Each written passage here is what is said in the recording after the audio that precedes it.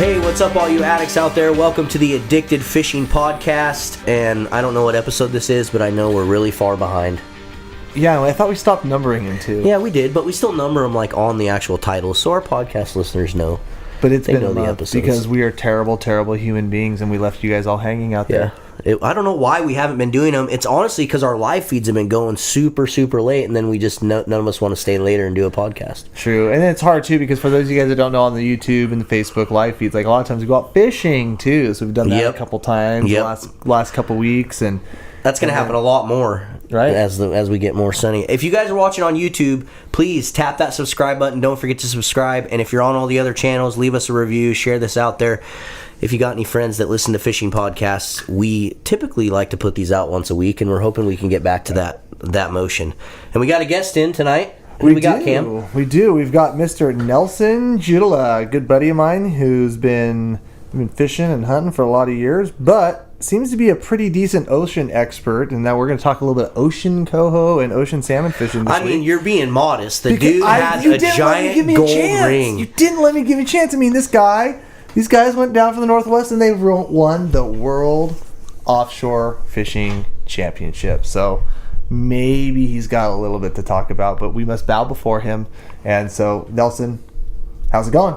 Pretty good. You know, I'm more of a sailfish guy now, but I can still talk a little coho, I think. now that I've caught 6 sailfish in my life and won a world champion. Yeah.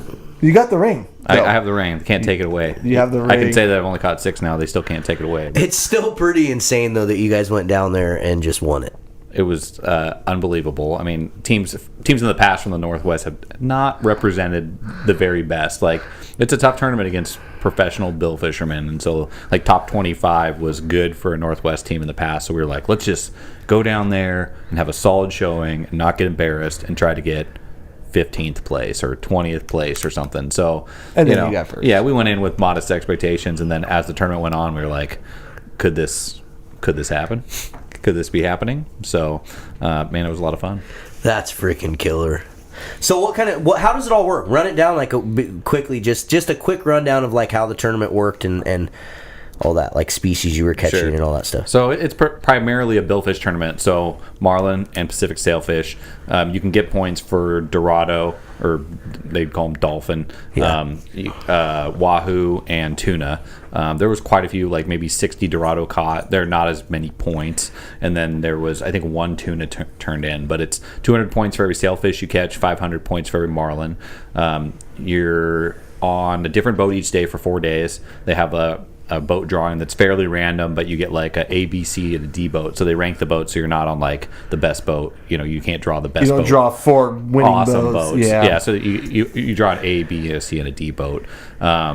And then, dude, how does it feel to be the D boat, though? Yeah, well, I mean, some of them are pretty rough. It's like, we talked to some Australians, and they were on a boat, and the guy had like an old school, like, chart plotter that you could barely tell where you were. He didn't even have a depth finder, had very limited gear, but for just for day-to-day charter or whatever, like he made it in and out, and he's probably not as successful as some of the big time charters charge quite a bit more than the little charters. And a lot of it is also just boat size and boat speed. So the slow boats are oftentimes C or D boats, and the big fast, the big 50 footers that can go 35 knots are A boats. And but it was an awesome experience. And so you go out there, you fish for 4 days. It's a lines in at 7:30, lines out at 3:30. They call it out on the radio, and you just call your catches in and record them all on video. So hoping here pretty soon I'll have some video to you get all the video back together. Yeah, we got all the back. So you run your own cameras. I'm hoping to put together some, because you're not killing them. Video. Who's putting that together for you?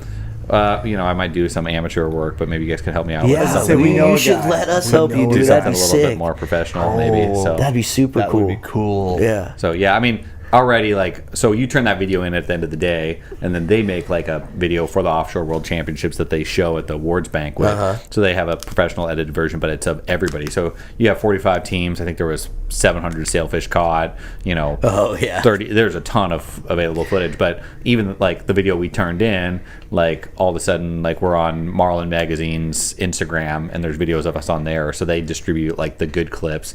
So I haven't really, we haven't got a chance to dig through all of it yet. So I've been waiting to get it from the other guys who had it on the GoPro and the point and shoot camera. But I've seen a couple clips show up like on other people's websites of us, with a double on with fish jumping and Marlin, screaming towards us and stuff. So excited to see it all and put it together with some just us stuff. So we will definitely have to put that on Fishing Addicts. Yeah, we can. Absolutely. It should be some good footage. And I mean, we even we caught 29 billfish. So there should be a good selection of footage from 2 cameras of each fish. Super cool. So it should be a lot of stuff on there. So how did you guys get the opportunity to even go down there? We fish in the Oregon Tuna Classic here. There's an Oahu event. It's called the Deep Canyon Challenge, and then the Oregon Tuna Classic officially is in Garibaldi, and the two combined to make the Oregon Tuna Classic championship series. So it's like a aggregate total, a point total between the two tournaments.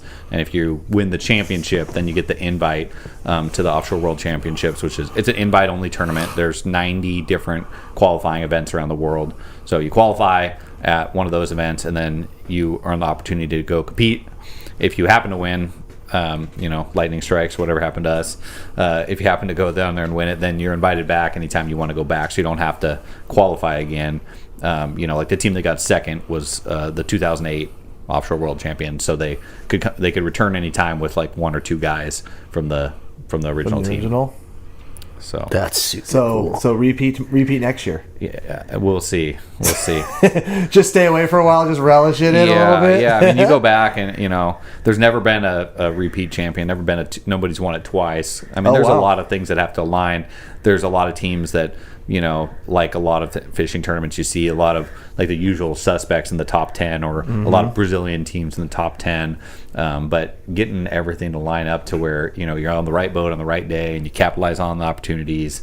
Some things have to come together for sure. So, but I think eventually, I imagine I would like to go back. So I'm sure that some of the team would like to go back at some point and make a return trip there. And it moves around too, so it might be that we don't make it back to Costa Rica and they move it to Brazil or something, and we go then or something, do something a little bit different. So we'll see. That is freaking badass.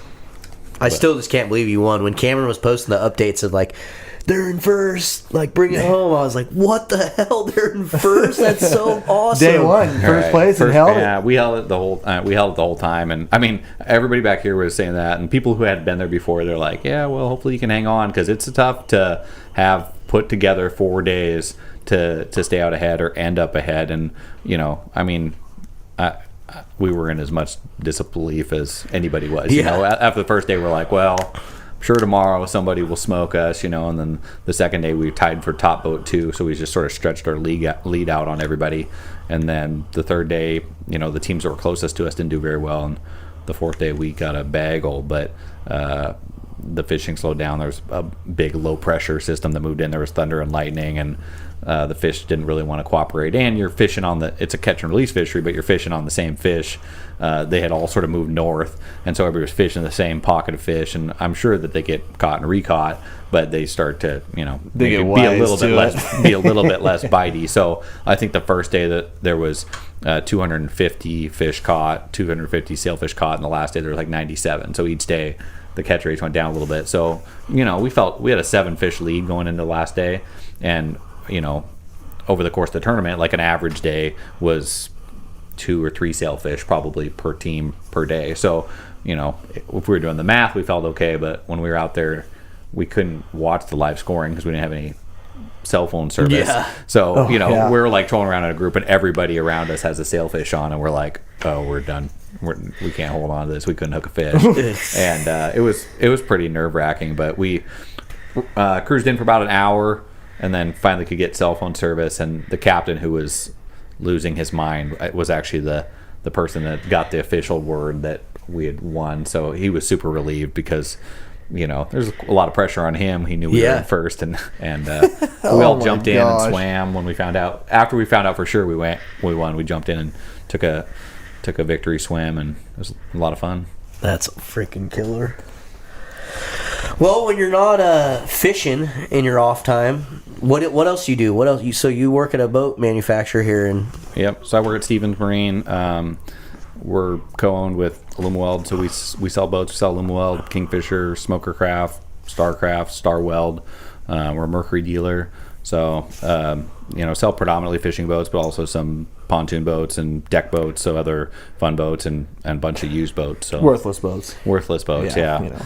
But you'd be surprised how many people come in. They buy like a pretty pleasure type deck boat, and then like, hey, I'm gonna get some flush mount rod holders here and my Lowrance over here. So a lot of that just depends on what the family influence is. Most of the people that come to our shop are looking for a fishing boat. So that's just starting to get busy. That's what we were talking about. I mean, during the live feed, we kind of brought you in just to talk like ocean fishing, because Cam, we got a pretty insane fishing season ahead of us, don't we? Oh yeah, I mean, with the way the spring run's going, and all you guys out there still trying to grind on those springers on those early summer steelhead. I mean, right now that beacon of hope and beacon of fish and that good time out there catching, versus just waiting for that one magic bite from that springer. It's looking like it's going to be that coho season this fall. I mean, and really, when we say this fall, it starts June 22nd, at least in Marine Area 1, Washington. I believe it's the same on the Oregon coast. Don't hold me to that, but I think there's like some different regulations. But either way, for us, it opens up for 2 salmon, 1 Chinook, and it's going to stay that way until the Chinook quota's caught. And the coho quota is very robust out of Marine Area 1. And that's what we got, because right now I'm catching a lot of sturgeon, catching a lot of bottom fish, but I'm not catching a lot of salmon. I've been seeing a few steelhead getting caught. Yep, there's definitely a few. I mean, like I said, and there's still guys popping springers too. But I mean, let's be honest. I mean, going out and catching 40 coho is a lot of fun. Yeah, for sure. Well, I mean, it's interesting. Like you talk about June 22nd. Historically, that would be a time when even your trips would probably be somewhere mid Columbia or lower Columbia fishing for summer Chinook and steelhead, and those fisheries just either aren't open or not looking so hot this year. So I think there's gonna be a lot of focus on, hey, that ocean opportunity should be really great. That early summer season for Chinook retention, and I mean the coho will start showing up early this year. Yeah. And they're always around. They'll be a little smaller and not schooled up, but you should always have some coho action out there. That's sort of an untapped fishery for a lot of people. There's people out there. The crowds might show up in late July, August, September. There's a lot of people out there in June hammering Chinook, and sometimes there's a little lull, I think, between the summer Chinook that are staged up off the mouth of the Columbia, for instance. They get caught right at the opener. There's a really good bite for several weeks while the summer Chinook are around, and a little bit of a lull maybe before those first legitimate fall Chinook start to show up. But man, there's some really nice days out there earlier in the year than most people think about in their head for ocean Chinook and ocean coho. You start June 22nd, right? Well, I'm planning on trying to get out there on the opener. Obviously weather conditions permitting, but yeah, there's also some other factors too that just make that a real interesting year. Obviously the coho forecast is unreal, and like I said, with that sand pile effect, we should see some early, and generally, like on most average years, it seems like by the 4th of July, there's some great opportunity for coho out there. But with some of the shutdowns of the commercial troll fishery for kings that we're seeing up north, to get some of those southern resident killer whales fed, it seems like, it just does seem like that the way that they've structured our fisheries is that they're really kind of having to let up on those fish a little bit before they reach down to those populations. But then as they move through and get down to us, honestly, it seems like it's open season, because starting June 22nd out in our area, and I'm pretty much along the whole Washington coast, it's any Chinook. You're only allowed one Chinook out of your 2 salmon, but you could even keep a wild one. Right. And they haven't been fished on yet. Oh yeah, and so like you said, and with the timing of the summer Chinook season's closed in the Columbia, but for the guys that have been out there fishing summer Chinook in the Columbia, there is still there's still Summer Chinook out there. Gosh, they're coming through the second week of July, and I don't think they're hanging around like springers. I mean, water temps are up. Right. I mean, so I think they're kind of moving in and moving pretty quick. So there might be some opportunity out there for them. I mean, of course, they're getting mixed up with a bunch of other fish too. And then, like you said, when the fall fish show up, usually around that second, third week of July, you start getting some lower river stock, tule, 30 feet of water right down the coast and stuff. But yeah, I mean, there's going to be a lot of opportunity there. Right. Well, I mean, nice about the coast is there's always, it's not the best time of year to crab, but you always throw the crab pots out. You can do bottom fish when the tide's right. Fish. July, late mid-June, the tuna will start showing up hopefully. So there's lots of opportunity. And it's funny you say the tuna. I'm like, you didn't even bring that up in that last podcast, in the live feed. We were talking about ocean I talked a little bit about the Tuna Classic tournament, a little bit about okay, that's tuna. Fair. I was gonna say, come on, man, that's all you're trying to do out there. Tuna worthy boats, but I mean. It used to be that tuna fishing was like the closest thing in fishing to a sure thing. Maybe tied with shad fishing, right? Like you could go out there and count on like a slow day was 20 fish or 15 fish, and it's been interesting. You've had to adapt the last few years, and there's been a few slower days, but there's still nothing like the mayhem if you get out there of a good tuna bite when you have the fish all around the boat. And even on the down years, you still have those days. It's not necessarily every day. It's not like a guaranteed plug in the boat, but it's cyclical too. I mean, I expect that it dipped down a little bit, and then this year or next year, I think it will return to that a little bit more of a sure thing. A lot of that depends on water temperatures, some fish population, what they're feeding on. There's just all those different factors. But like I said, I don't want to get too off topic because we want to talk about coho, but really like what they're feeding on, I think, because I mean, like, not hearing about any of the anchovy schools and the bait stuff kept a lot of the fish down last year, and the guys that went out and adapted to that fishing deep, using their electronics, locating schools and stuff, sound like they had a little better success. I mean, it wasn't anything like it was 4 and 5 years ago. Well, a lot of the techniques that people use center around like top water column, first top 20 feet, and if you can't figure out a way to go down and target those fish that are hanging down, feeding on squid at 50 to 200 feet, then you have some really slow days. And it is crazy to think that whole thing is cyclical, like you were saying too, just like the salmon. But you'd think like, maybe with a warmer water species, those populations would be just out of control, and the salmon would be a little weak, and then it'd switch. But it doesn't seem like it's been that way the last couple of years. The ocean's just been kind of blah. Seems to be sort of random. But I mean, even when the fishing is slow, like you can tell that there's still fish in numbers there. It's like, you have a really slow day, and then in the afternoon you'll be running in, and there'll be tuna everywhere, and they're just whatever, they've been down at 200 feet, and the way that we've been targeting them traditionally, tough to catch them, and then they come up and they're feeding, and maybe you get them for a while, but you can tell like, these fish were here this morning, we just couldn't get them to go or whatever. So couldn't catch those damn things with his brain the size of a pea. Yeah, exactly. Outsmarted us again. So I think we definitely need to be planning a tuna addicted life. Oh my heavens, yes.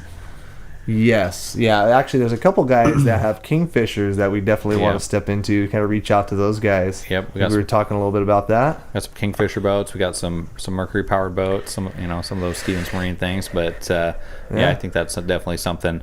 It's if you haven't gotten out tuna fishing off the Oregon coast, it's insane. Nothing fights harder. It's insane. Nothing fights harder. I've taken people out who have caught, had 50 steelhead days. You go out there and you have 200 fish boiling around the boat, and they're like, I've never seen anything like this before. So it's pretty, you can get a pretty good taste of that on a video, and it's an adventure when you go out there. You're going out 25 to 70 miles, dolphins. It's a different ocean. So it'd be cool to capture some of that and share some of that, and maybe that inspires a few people to go out there and give it a go. Yeah, I've been twice, and both times it was just so much fun. I thought both times you said you got miserably sick. Oh, I got sick, but it was still fun. That's how you know it's really good. The second time I had one of those patches behind my ear, and I didn't get near sick, and I had a blast. Yeah. But your arms are just freaking done by the end of the day. Like I thought both days you got out was pretty rough though too. It was not flat. Yeah, it was not flat. Yeah, a little bit of pick your days out there too when you're going that far. Yeah. I went out in like a 30-foot like trophy boat, something like that. I think is what Lucas's buddy, Yeah. Well, that's crazy. Those trips are going to start though. What, probably around 4th of July, mid-July. 4th of July is typically when people, start thinking like, okay, the tuna should be, especially up towards, the mouth of the Columbia. But lower southern Oregon coast, central Oregon coast. A couple years ago, it was like same thing. Mid-June, by the 15th of June, they were having really good days, and then it was like it petered out a little bit. But yeah, there were people, their boats putting on 200 fish in June a couple years ago, and then died off a little bit. But you just never know. But luckily, the first time we ever went out, we're out halibut fishing. We go to his halibut grounds, and we're sitting there halibut fishing 800 feet of water, and he flips his head around and he goes, I think I just saw a tuna jump behind the boat. He's like, I've never seen tuna here. And we were in the water temperature wasn't right, so he was super weirded out by it, right? And then sure as shit, he looks to his left and they're jumping everywhere. And he's like, reel them up, we're going after those fish, we're going after them. And we switched gears that and went over and caught 20 tuna. That's funny. It was just insane. That's why the ocean's just so cool like that, because you just... That's one of the, you get a few boats who are like, hey, I'm going to go burn. I mean, it's an investment to go tuna fishing. So there's a few boats who are like, oh, okay, I'm going to go burn, $600 in fuel just to go see if I can find the first tuna. But a lot of times that's what happens is it's an all depth halibut day, and you're out there in some of the same tuna vicinity, and people will either see them right there, on Halibut Hill, or they'll be out there and they'll be like, well, I'm 20 miles out or 25 miles out, might as well poke out another 10 miles and see what's out there. But yeah, then it could be just 2000, get them on the beach, 2006, where it's we were out there, we were going tuna fishing that day. They were close, 6 miles, out of Garibaldi. That's what everybody hopes for. And literally, we go out. That's amazing. We see 2 tuna jump. I'm in 180 feet of water, so I'm not out far. And 2 tuna, and I see them plain as day. I mean, beautiful color. I mean, right 50 yards in front of the boat, they go pink, pink, and they jump out of the water. And I'm like, oh my god! Throw the hand lines. We threw the hand lines. We trolled. We picked up our troll, and we doubled on coho. Yeah. On the squids. They'll bite that swear to God. Fast trolling too. No, we were just picking up. We threw them out. We started we're idling while we were getting them out. And just as I picked up speed, 2 of them went tight, and they both came up coho. And they were swimming right with the tuna. That's crazy. Yeah, and we had to throw them back because they were barred freaking 2 pro. Oh, man. They did not make it. We picked up coho that way before. I mean, coho will bite up to tuna trolling speed 7 or 8 knots, 10 miles an hour. Coho will still chase your gear down and bite it. So you can't troll too fast for coho. I would agree with that. Yeah. Especially with some techniques we had to pull last year when the fishing was a little slow. I mean, that was the cover some ground. Just speed it up and go. Yeah, and even the ocean Chinook, the commercial trolling boats, they troll fast for those too. So if you got to get out there and cover some ground to look for some fish, don't feel like you have to troll the typical Springer dogging 1.5. So all these guys and gals that are listening right now that are like, dude, that's it, I'm going tuna fishing. Right. Should they be cruising out there in their 14-foot smoker crafts, to go for some tuna? Send it. So let's talk about that. What's because I'm one of those guys that I've had. This is my biggest boat I've ever had. 22 foot. Right. And even with that, I'm still not gonna be cruising out in the ocean because I just don't feel comfortable doing it. I'm not comfortable in it. Could I probably? Yeah, maybe if I followed Cam out on a day that it was nice and. I probably could, right? But you need to know. I heard you talking in the live feed. Education is the best. Knowing what to prepare for and know is number one before you go out there at all, right? Absolutely. I mean, you want to start to understand. For whatever port you go out of or whatever body of water you're going to leave from. You want to start to have a good understanding of what makes a good day on the ocean and what makes a bad day on the ocean. So for me, I fish predominantly out of the Columbia, the mouth of the Columbia, and it's, known as one of the deadliest bars on the planet. And, you can go on one day and it will feel like a lake, and it's hard to imagine that it's one of the deadliest. And then you can go out there on another day and it can look like a lake, and 10 minutes later it can look like the deadliest. So, you want to start learning the tides and the, swell and wave predictions that make a good day. And a lot of that usually it's good to have a mentor, or like you said, following Cameron out, or going with or buddy boating with somebody who does it all the time, so that you can understand when's a good day to go and when's a bad day to go. Because tides, wind forecast, on a south wind day, 5 knots of north wind is pretty nice. I consider a 5 to 10 knot of south wind. I look at that the same way that I look at 10 to 20 knots of north wind, just because it makes things much less pleasant much quicker when the wind's out of the south. So those are hard lessons that if you just go out without somebody to sort of maybe give you some of those tips, you can learn, at the very least you can learn some like little bit uncomfortable lessons. And obviously, every year there's a few boats that go down there, and that's a hard lesson. You don't want to learn it that way. So yeah, know the ocean conditions. Go with people that have a lot of ocean experience that you trust. Don't be afraid to say no. Don't get so excited about fishing, that you go out with someone that you have questions about whether they're safe, or have knowledge of that body of water or the ocean. Once you're out there, headed out, it's a little late to be like, I don't think this guy knows what he's doing, or I don't think this guy's boat's seaworthy or whatever. Well, you hear that all the time, and I'm sure just from people asking it, just talk. What I hear all the time is like the reason I brought that up and talking about education is because everyone thinks it's like the size of the boat you have. If I have a 50-footer or a 30-footer, it don't matter. Like I go out there, like you hear that a lot. Like people think it's like it's all about the size of the boat. So I wanted you to just talk a little bit about it's really not, right? You get size of boat, design of boat, reliability of motors, knowledge of the captain. I mean, really, if you have a really skilled and knowledgeable captain, I'd much rather be out with them in a 18 or 19 foot boat than somebody who doesn't know what they're doing in a 30 foot boat. It's the ocean's big enough and powerful enough that it can turn any of those upside down if you don't know what you're doing. Yeah. My suggestion to people is get an understanding of conditions, learn from some people that have experience, bring somebody with you or go with somebody that has some experience, and so that you can start to understand the limitations of the boat that you buy. But I try to have those conversations with people when they come in to buy a boat. Hey, if you're going out on the ocean all the time and that's what you want to do, you should buy a 22 plus foot boat, and the bigger you get, I mean, really around here, the ocean gets so gnarly that if it's unsafe to be out there in a 24-foot boat, you're not going to want to be out there in a 30-foot boat. It's not going to be fun to be out there. So, you gain more space, you gain more fuel capacity.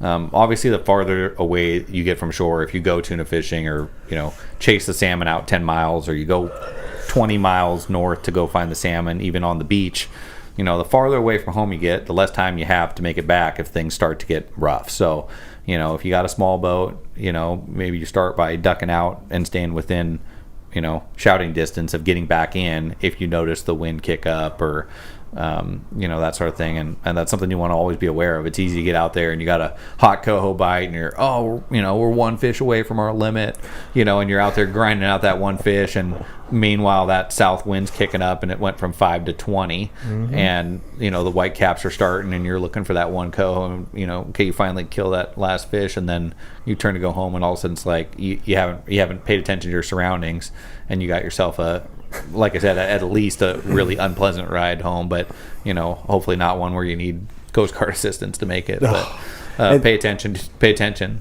Oh man, and see what's so funny about that? You talk about that dang south wind out there, and this doesn't necessarily apply for a south wind, but like I said, I've done a lot of stuff on the ocean, ran charter boats, worked on charter boats, ran tuna boats. Like I've spent a lot of time out there, and one cardinal sin rule that I have is if they say south wind at 5 knots, don't go north. Right. Don't go north. You don't want to run back against don't it. Don't anyway. go north. Yeah. Because, you've got to turn on and run back. But what happened? I ran north. And it was a south wind, 5 knots. I'm like, okay. South wind, 5 knots. I poked out. It was a little breeze. I'm like, okay, this is 5 knots. But it was a stiff 5 knots. Right. And it was enough to chop it up. But, of course, the day before, we were sitting in Long Beach in 25 feet of water, whaling kings. I'm like, okay, I'm going to go north. I'm like, you know what? I think I can go up there. I think I can bang my fish out. I think I can come back. The addiction is strong. And it's like, the day before that spot, blah, blah, blah, blah, blah. I could have easily gone south, whaled on coho, but you know what? I made the decision to go north. We drop in. We double on kings. We get them both. Like, oh, yeah, here we go. Well, then we miss. Then we break one off. Then we, don't find anything for a little while. Next thing you know, we've been out there about an hour and a half. We got 3 in the boat. I need 3 more. And I could feel that breeze. That breeze picked up just like that.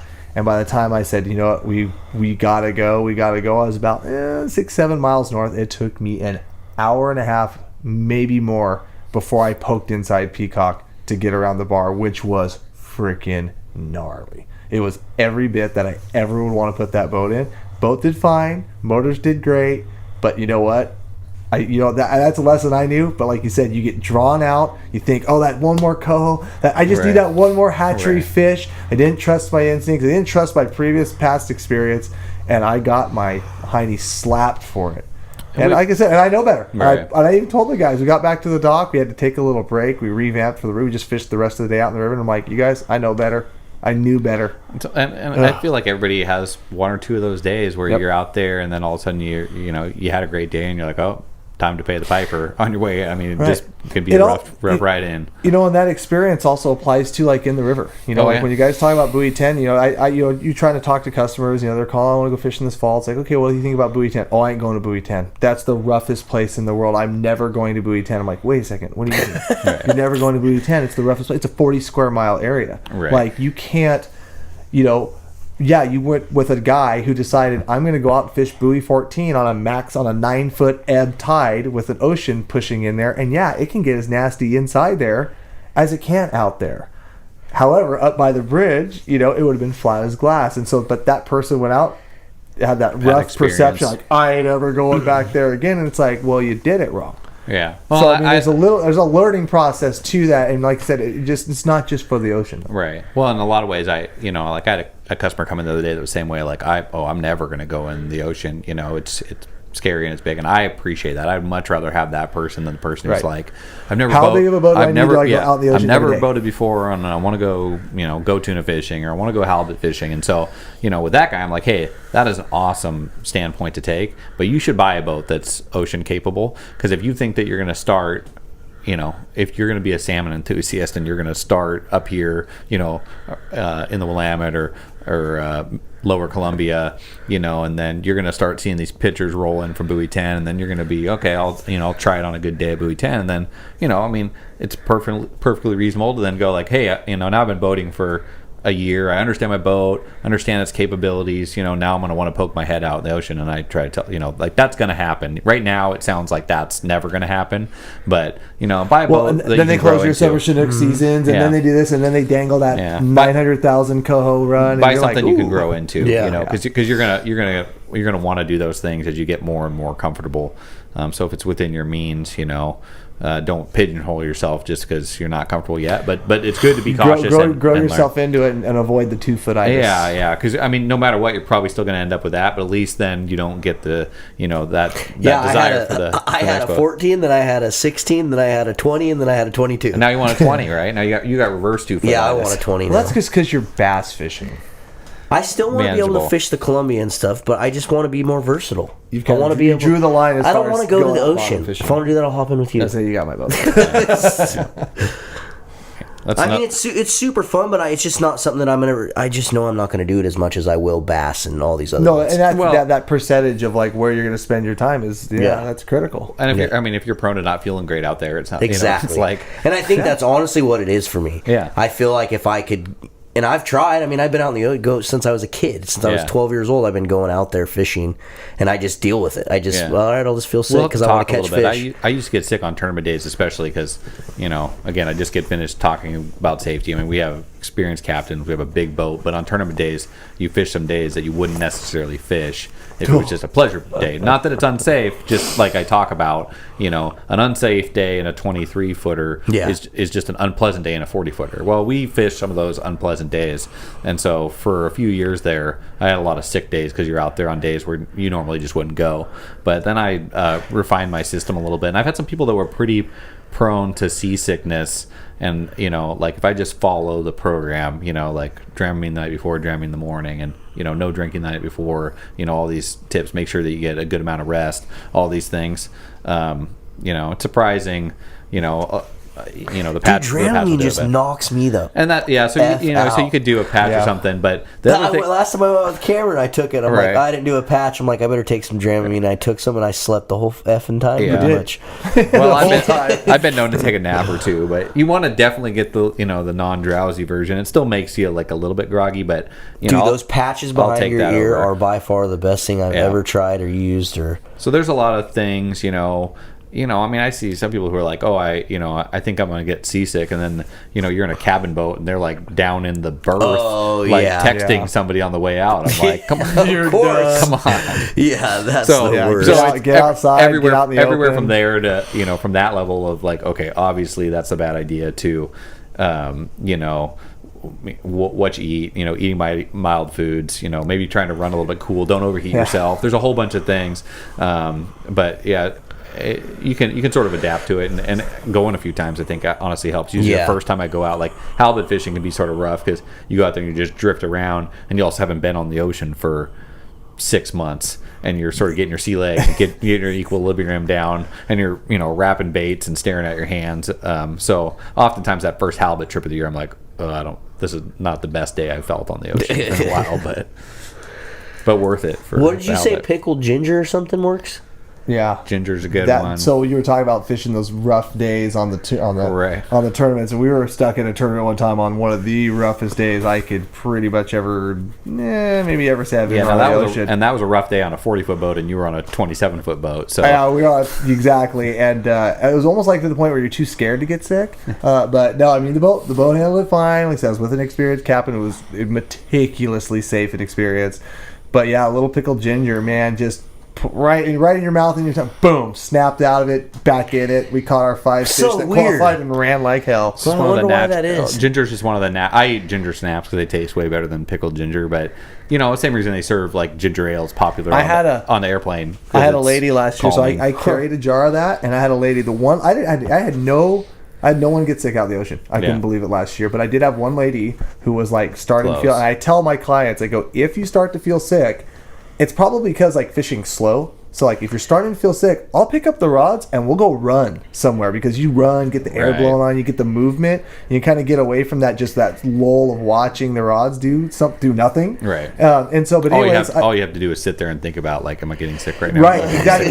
So like if you're into fish and the action, like people won't get sick. And generally, when you go out there for coho, it can be pretty good. Well, regardless, I had this lady is like, hey, I always tell my clients, tell me if you are starting to get sick. Just tell me right away, because I might be in that mode where I'm thinking I'm gonna move anyways. I'm gonna go do something else. And so I'm gonna get sick. I grabbed the pickled ginger and I gave it to her, and she goes, and she ate some, and she goes, man, when I was pregnant, like this was what got me off morning sickness and off the vertigo. And she's like, and dude, pickled ginger, snapped it. I made a little bit of move, caught fish. She was game on the rest of the day. Like, and she probably landed all the fish. You could do your clients a favor and have. I prefer the sugared candy ginger. It's much. tastier. I want the quick hit. It's much tastier than the pickled ginger. I did have the little spicy sugared. The sugared ones. I keep those. Then they last forever. And then I think pickled ginger might make some people puke just because it's I'm thinking ginger. That going, I'm going to puke just eating pickled ginger. But it's not for everybody, for sure. Yeah. But I like. I hated eating sushi, but it helped me that day. I keep the vacuum packed bag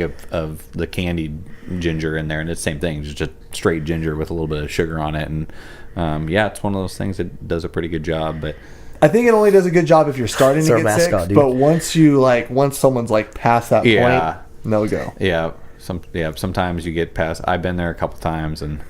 The only thing that's going to get you made back fun of that forever. Oh, don't be that guy. All you guys watching on YouTube, we got a mascot right here. Our little bug. A little box elder beetle, or a little stink bug. He's been here the whole night. He's been hanging out. Biggest fan. Let's start. We had a mic for this has already gone longer than what we said it was going to, so we better start. Great conversation. So, like I said, guys, we got Nelson Jidla here. Anytime you guys are looking to purchase a boat, he's super knowledgeable. He'll get you going in the right direction.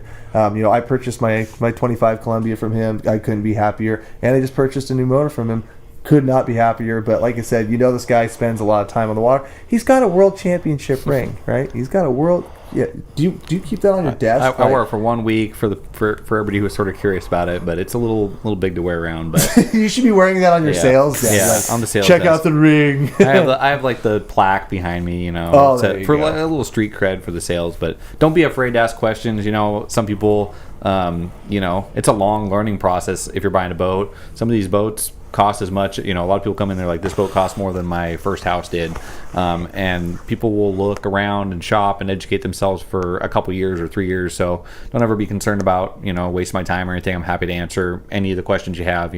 Would this boat be good for that, or what should I look for in my first boat? A lot of it is an education piece that we're all happy to help out with, and I'm happy to help out with. So. Well, and you guys do other work on boats too, and that's who I recommend everyone. I just had a guy message me on Friday, and he said he's looking to get a Minn Kota and a new GPS and who to go with, and I told him you guys. So that's who I've been telling everyone, because you're the only one I know that does really quality work around and we here. rig our own boats, so obviously when we sell a new boat, we rig it. But yeah, we have a full service shop. We have 6 bays of service, and so in rigging the the hundreds of boats we sell every year, obviously if you bring your own boat in and you want depth finder or bow mount or those sort of things added on, we do a ton of aluminum kicker brackets for even if you have a fiberglass boat or any of that stuff. We have guys in the shop have been there 15, 20, 30 years, at a business that's been there 50. So we do a lot of that, and don't wait till the last minute. But yeah, and that's actually why we wanted to have this discussion. But we're gonna have you in a couple times to talk about some tuna, and then as these ocean salmon fishing progresses and stuff. But yeah, definitely we got to keep those tuna conversations going for sure. For sure. Look forward to that videoing that. It'd be a good time. So absolutely. All right, everyone, thanks so much for listening. We appreciate it. Do not forget, if you're on iTunes or Google Play, please leave us a review. Let us know how you guys are liking these podcasts, and comment. Let us know what you want to hear next. Comment on YouTube. Let us know what podcast you want us to talk about. If there's guests you want us to bring in, we want to hear your guys' feedback. So thanks so much for tuning in. We'll see you on the river. See you on the river.